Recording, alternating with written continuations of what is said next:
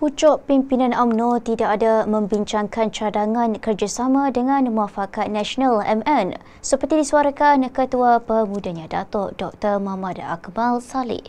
Naib Presiden UMNO Datuk Seri Muhammad Khalid Nordin berkata setakat ini ia hanya pandangan peribadi Dr. Muhammad Akmal. Muhammad Khalid juga berkata dia tidak ada apa-apa perasaan, pandangan ataupun harapan berhubung cadangan yang dikemukakan Ketua Pemuda UMNO itu. Jelasnya parti UMNO bergerak atas sokongan dan keputusan bersama oleh pelbagai peringkat.